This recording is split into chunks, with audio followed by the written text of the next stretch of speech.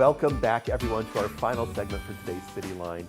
It is one of my favorite organizations in town, the Puget Sound Revels, and we're joined here on the comfy couch by the stage director, Michelle Matlock. Welcome, Michelle. Hello, thank you, And the executive director of the Puget Sound Revels, the wonderful Amy Wigstrom. Amy, welcome. Thank you.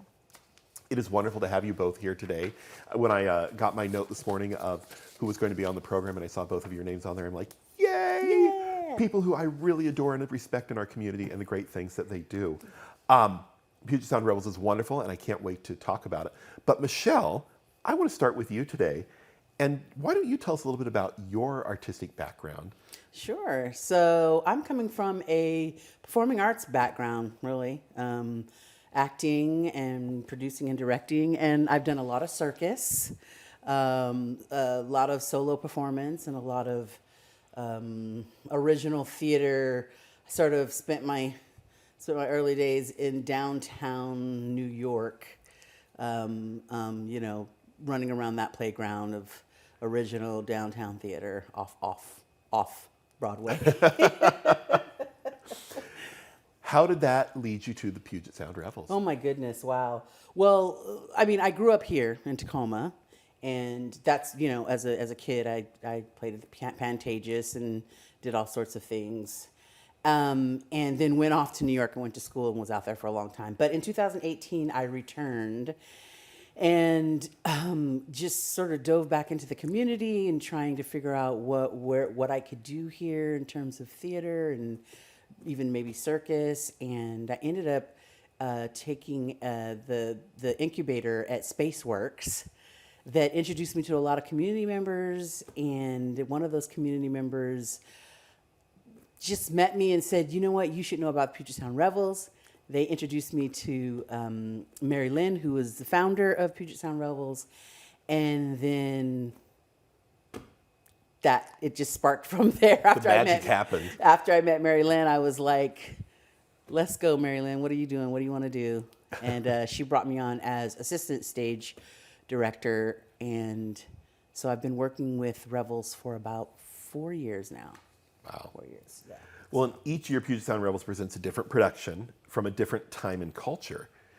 And what inspired your vision for this year? Well, I've known for a few years now that I was going to be stepping into stage director. And so I was trying to figure out how, what I wanted to do, what I wanted to present, what I wanted to propose. And I knew that I wanted to step out of Eastern Europe, which is where predominantly Revel shows have been up to this point. So anyway, I found Seneca Village in my research. I can't even remember how I found it, but it was new to me. And I didn't realize that history behind Central Park. But when I read the history, and it was a village, it was predominantly black, but there were Irish and there were German also there, and even indigenous, I thought, what a perfect village for a midwinter Revels. That's going to be a fantastic one to cover. We have a little bit of roll running happening right here of some previous performances of the Revels. And it's a great motto right there, come revel with us. Yeah. Now, you have to create the story and the script for all of these. How do you approach that research? What do you do to organize yourself for that? Well, for this particular stories, it will base it on some of the historical things that happened in Seneca Village. Let's say it's inspired by the story of Seneca Village. But I did go to New York, and I walked the grounds where Seneca Village actually existed, and I actually ran into some groundskeepers who showed me around, and there's a lot of history there. And Central Park's website has a lot of history there. And then there are tons and tons of research and archives online that I've been sifting through and reading. And there's also a few books about the history. And so I've just been taking in as much as I can about what has been discovered about the village since the past maybe like 10 years. Can you share with us some of the key characters, or tell us a little bit about some of the key characters? Sure. What we can expect? So I've based several of the characters on real people. the founders of the village, the original founders of the village, Andrew Williams, who founded in 1825. And then I've created a character that kind of represents several of the women who owned land, which was very, not normal for that time, that African American women would own land. But I thought it was very powerful, and there's some stories out there about that. So there's a character. Then there's some Irish immigrants that, some characters that represent the Irish immigrants that are there. I have the villain is the commissioner of the parks. So lots of different, a variety of different characters in the show. Fun characters. Wonderful. Now, Revels is very formulaic in some of its writing that it usually has their touch stories with a happy ending. Now, how do you go about creating a piece of history that ultimately did not end happy? Right. How are you approaching that aspect of it? Right. So one thing is that Seneca Village was around for about 35 years. And it was probably the last 10 years of its existence that it was fighting for to keep the land and not be removed. So we're focusing on those first 20 years, where, and the joy that they must have had of having such a unique area to be in of New York. I mean, New York at that time, it was lower New York, that was like where everybody was all scrunched together. The Central Park area, what is now Central Park, was very rural. And so we're going to focus on like maybe when the fight began, when they won their first battle, because they did fight, and they fought for many years. And the second thing is that this is why I love Puget Sound Revels, is that when you're working with the Revels, it's that's the mission, is to find the joy, and celebrate the joy of the cultures. And we will be centering African American cultures, and that's going to be really fun with gospel and folk and dancing. And so I think that, we know what happens in the end, but let's celebrate that they existed. Let's celebrate that it was such a diverse community and they all worked together. I mean, Irish, German, African American, they went to school together, they were buried together, they went to church together. The archaeological digs show all of that. So let's celebrate that. What a great message, for our times. Great. Amy, how's Puget Sound Revels engaging the community around this production? We are doing a lot of outreach. And if I can just reel back for a moment, I'll just say I did not have this history in my education.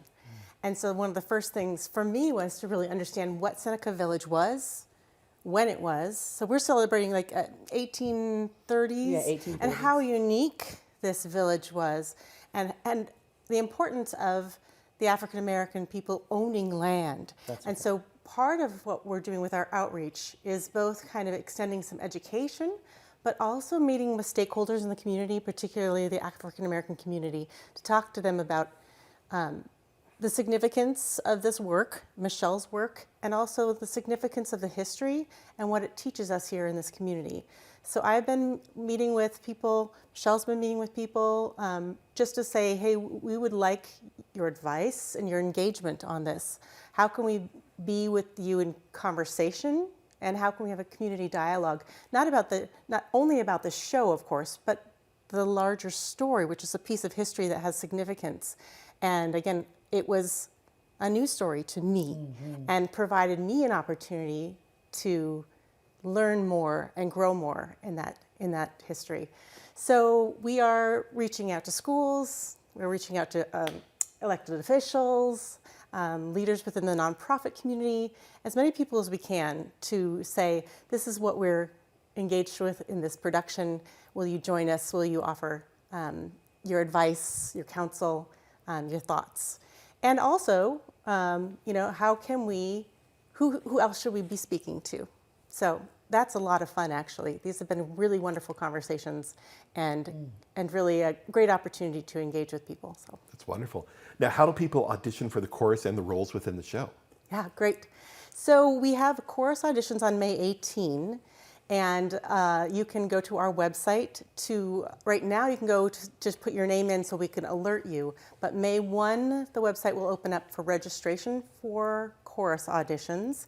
And we want to encourage everyone to audition, and we're specifically also casting for BIPOC artists.